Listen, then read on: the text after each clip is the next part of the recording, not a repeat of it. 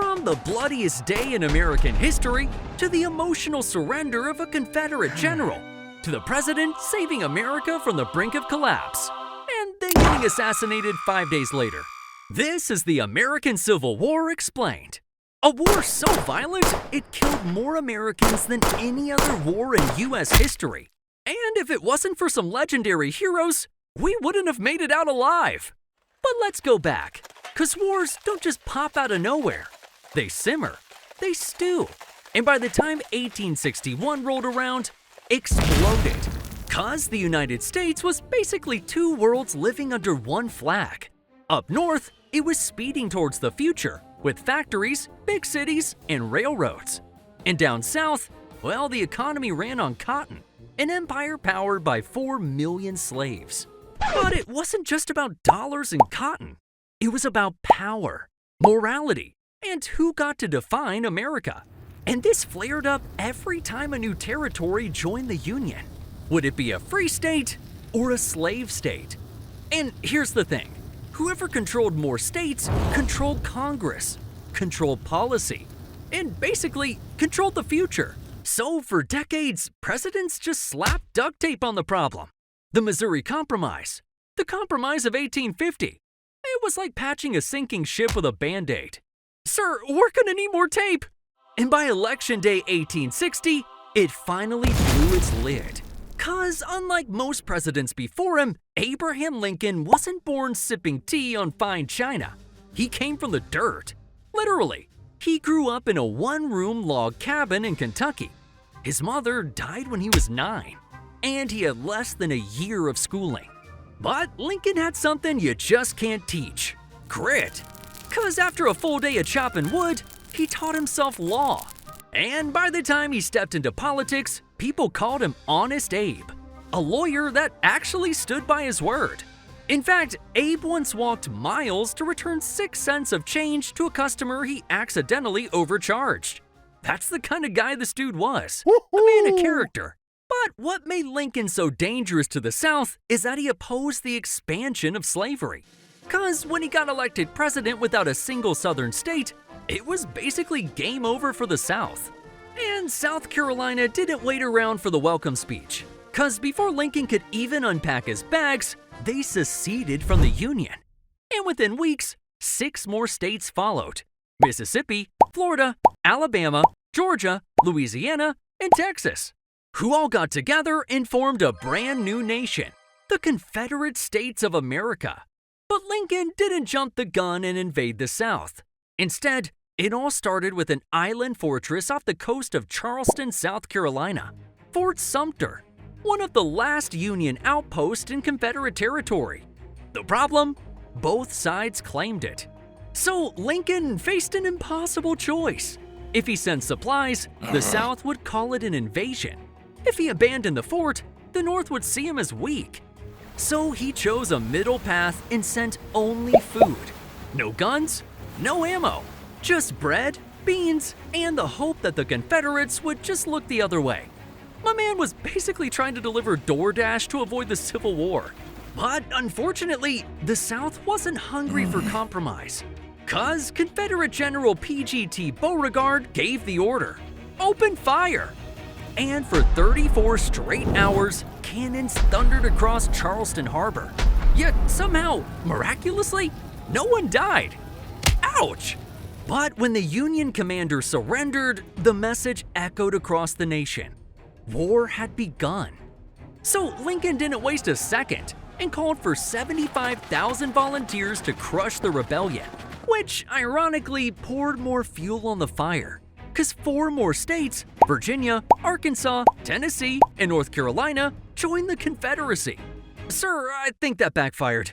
But Virginia was the big one, the crown jewel.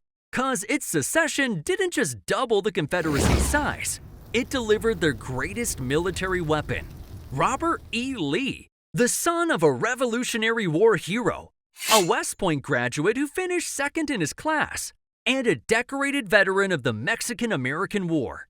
Believe it or not, when the Union needed a commander, Lincoln actually offered Lee the job. But he turned it down, and not for the reason you might think. Cause Lee opposed secession. and even called slavery a moral and political evil. But when Virginia left the Union, Lee faced his own impossible choice: fight against his country or fight against his home. And he sided with Virginia, gifting the Confederacy one of the sharpest military minds in history. But here's the crazy part. Both sides assumed the war would be over pretty quick. 'Cause when Union troops marched toward Virginia, the mood was almost festive. People from DC actually packed picnic baskets and rode out in carriages to watch the battle. Anyone have some popcorn? Ooh, don't mind if I do. But the good vibes didn't last long, 'cause the Battle of Bull Run began with the two armies colliding. And at first, the Union pushed the Confederates back.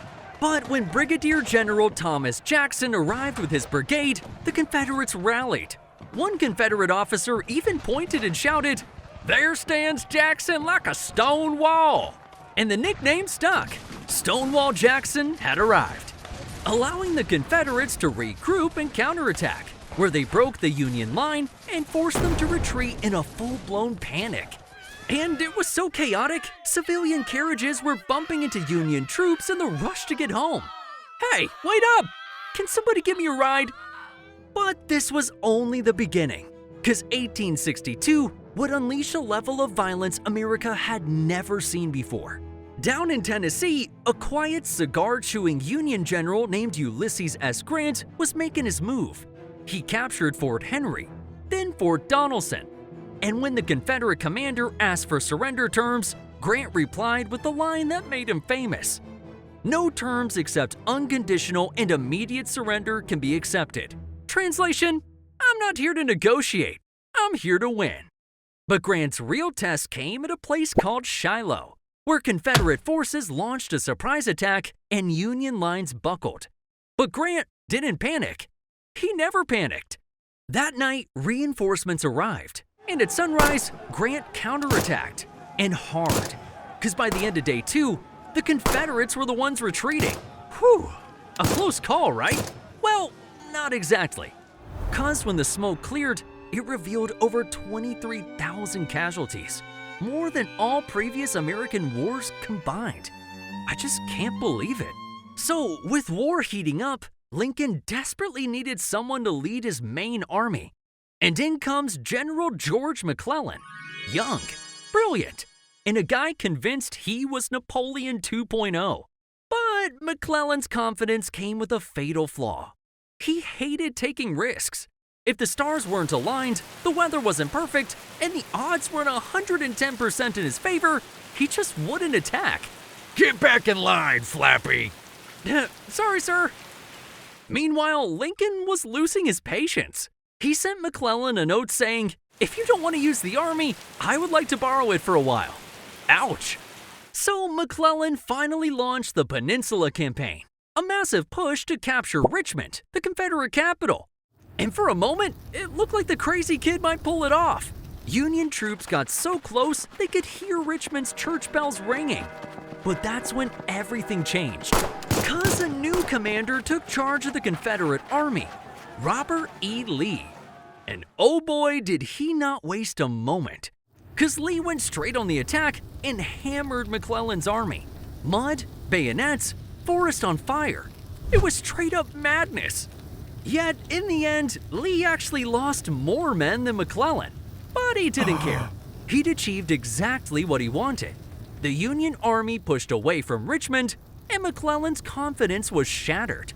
And shattered is the perfect way to put it, because McClellan walked away convinced he'd been outnumbered, outmatched, and crushed by some massive Confederate force.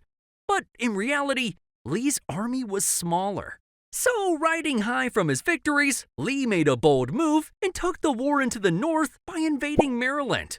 But that's when fate dropped a plot twist so crazy, Miss Flappy thought I was literally making this up. But I'm not, I swear. 'Cause a Union soldier stumbled across an abandoned Confederate campsite and found a copy of Lee's battle plan. There it was, the full blueprint. McClellan literally held the Confederacy's playbook in his hands. So, with this new advantage, up against Lee's tactical genius, we finally got ourselves a fair fight. And what came next was the bloodiest day in American history, the Battle of Antietam, where Union troops surged into a cornfield and faced a storm of lead. Men charged, fell, and charged again. Bodies dropped everywhere. And one soldier later said a man could walk from one end of the field to the other without ever touching the ground. Horrifying. But just when you thought the battle couldn't get worse, it moved to Bloody Lane, a sunken road where Confederates packed in and mowed down wave after wave of Union soldiers charging straight into their rifles. Eventually, Union troops flanked the road and fired downward into the trapped Confederates below, creating a mass grave carved into the earth. But the final push came at Antietam Creek, where Union forces crossed the bridge to finish Lee's army for good. Until, out of nowhere, surprise reinforcements appeared and forced the Union back. The cornfield changed hands 15 times, and Bloody Lane stacked 3 deep. And when the sun finally set, there were more than 23,000 casualties. The single bloodiest day in American history was over. And on paper, Antietam was a draw, but strategically, the Union forced Lee to retreat. Sir, I'll be flying the flag at half-mast for the next decade, cause that was just devastating. But back in DC, Lincoln wanted to use this momentum to his advantage, so he issued the Emancipation Proclamation, declaring that all slaves are and henceforward shall be free. Woohoo! Well, the only problem was it didn't actually free anyone in Confederate states yet, but it did give Union soldiers a moral cause worth fighting for. It allowed black men to enlist, with nearly 200,000 answering the call, and shut the door on European intervention, because Britain and France could no longer side with the Confederacy without openly defending slavery. Yep, Lincoln had officially changed the game, but he had another big problem on his hands, a general problem, because Robert E. Lee was on the move again, this time marching 75,000 men into Pennsylvania. And Lincoln was desperate for a commander who could finally stop him, so he made another change at the top and replaced his general with George Meade, just 3 days before battle. Meade wasn't a genius, but he was solid, calm under pressure, and the kind of guy who wouldn't panic if I misfired my gun. Sorry, sir. But it all kicked off when Confederate and Union forces collided near a quiet little town called Gettysburg. And by nightfall, the Confederates had the upper hand. But on day 2, the battle didn't just continue. It erupted into chaos, because Lee launched massive assaults on both Union flanks, and one of the fiercest attacks came at Little Round Top, a rocky hill that anchored the entire Union line. If it fell, the battle, and maybe even the war, could have been lost. But that's when Colonel Joshua Chamberlain and his 20th Maine made a heroic stand. Outnumbered and out of ammunition, Chamberlain had nothing left to shoot, so he ordered one final desperate move, a bayonet charge downhill. And against all odds, it worked. Meanwhile, on the other flank, Confederate forces stormed Cemetery Hill and Culp's Hill as night fell. The fighting devolved into ruthless hand-to-hand combat in the dark. But again, the Union refused to break. Lee had thrown everything at Meade's flanks and failed. Enraged, Lee made a fateful decision: attack the center. So on day 3, Confederate artillery unleashed the largest bombardment ever seen in the Western Hemisphere. Cannons thundered, the earth trembled, and the sky turned to smoke so thick it swallowed the sun. And then, silence. Out of the drifting haze, 12,000 Confederate soldiers emerged and began their march, Pickett's Charge, the last gamble. So the Union line waited and then unleashed a storm of bullets. Men fell by the hundreds, but still, the Gray Line pushed forward. And somehow, a few hundred Confederates actually broke through. Led by General Lewis Armistead, they reached the Union guns. And in an effort to flip the battle, Armistead placed his hand on a Union cannon and shouted for his men to fire the enemy cannons back at him. But little did he know, this was the furthest any Confederate would ever get on Northern soil. 'Cause when Armistead turned around, he was completely alone. Bang! The charge had failed. Of the 12,000 men who began that march, less than half returned uninjured. And when Lee rode out to meet the survivors, tears streamed down his face. "It's all my fault," he quietly said to himself. "It's all my fault." The Battle of Gettysburg proved to be the deadliest of the Civil War, resulting 50,000 casualties total. But while Gettysburg shook the East, another battle was roaring 900 miles away. 'Cause General Ulysses S. Grant had spent months trying and failing to capture Vicksburg, the last Confederate fortress on the Mississippi River. So he decided to change it up and do something borderline insane.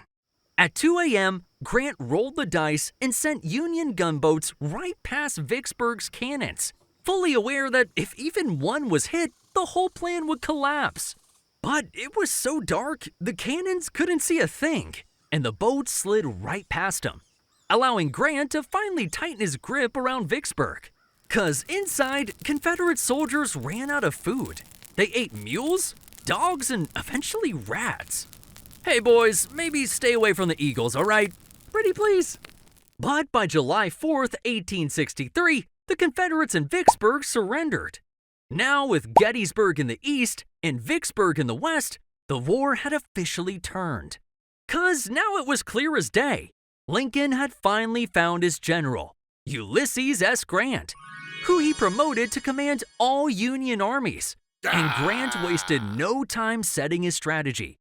In the west, he handed command to William Sherman with the order, destroy the Confederate army in Georgia and take Atlanta.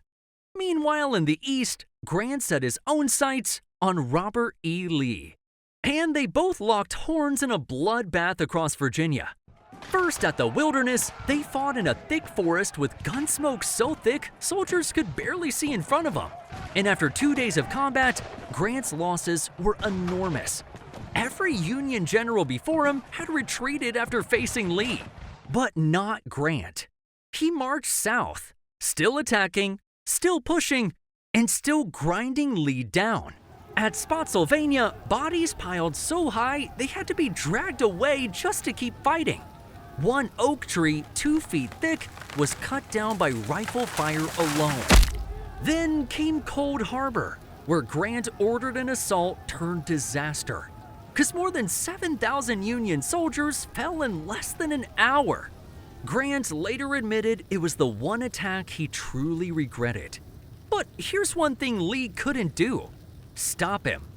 'Cause every time Grant lost men, he replaced them. And every time Lee lost men, he didn't get them back. So by the siege of Petersburg, the fighting dragged on for 9 brutal months. Lee's army was pinned down, starving, and cut off.